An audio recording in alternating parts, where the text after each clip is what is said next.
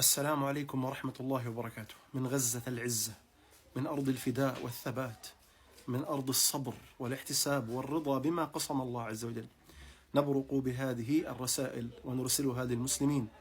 لا ندري، لعلنا لا نلقاهم بعد عهدنا هذا، فنسأل الله أن تكون هذه الكلمات حجة لنا لا علينا.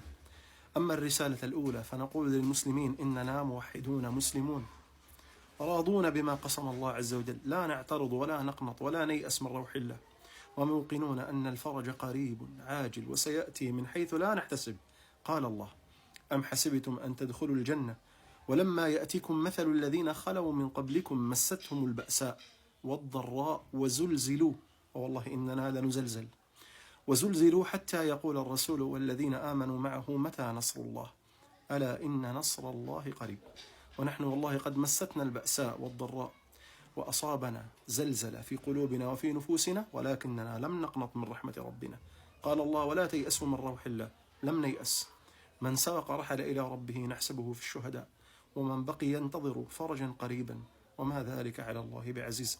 أما الرسالة الثانية، أنت يا من تسمعني تستطيع أن تنصرنا ولو بالدعاء، فالدعاء سلاح المؤمن، لا تستهينوا فيه. إن كنت غير قادر أن تقدم شيئا كبيرا يعذرك الله به يوم القيامة فليس أقل من الدعاء. اجمعوا أطفالكم حولكم وادعوا لنا، ادعوا لنا في سجودكم، تصدقوا وادعوا، قدموا بين يدي الله وادعوا لنا، فإننا بأمس الحاجة للدعاء. كان النبي صلى الله عليه وسلم عندما يشتد فيه الكرب يرفع يديه إلى الله ويدعو وهو موقن بالإجابة. الثالثة، نريدكم أيها المسلمين يا من تسمعون هذا المقطع، أوصلوا أصواتنا للمسلمين في مشارق الأرض ومغاربها، فما زال في الأمة نيام ينتظرون الأبابيل تأتي، والله لربما لو أتت لقذفتنا وقذفتهم بالحجارة، ولا حول ولا قوة إلا بالله. انشروا ما يجري عندنا، انشروا أخبارنا، صور أطفالنا، المقاطع التي تخرج، هذه الأنقاض التي أصبحت في كل مكان، فلا مكان آمن في غزة. بنايات، مربعات سكنية سقطت على رؤوس ساكنيها دون حتى سابق انذار، وأناس من إخواننا وأحبابنا قد تم شطبهم من السجل المدني، في عائلة واحدة 100 شهيد، وفي عائلة 50، وفي عائلة 40، ومنهم من ينتظر، والله المستعان. لا نقول هذا الكلام إلا لعلكم تجدون عذرا غدا يوم القيامة، تجدون عذرا بين يدي الله، سيسألكم الله ماذا قدمتم للمسلمين.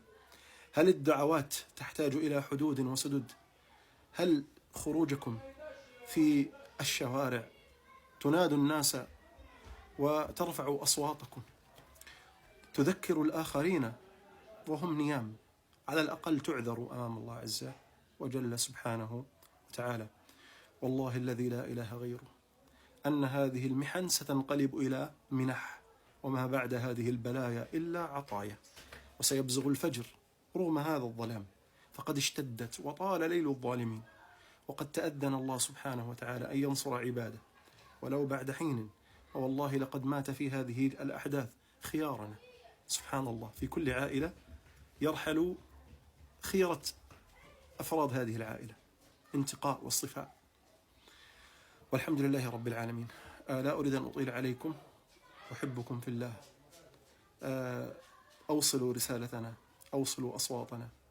دماءنا الجارية على الأرض تستحق منكم سعيا حقيقيا.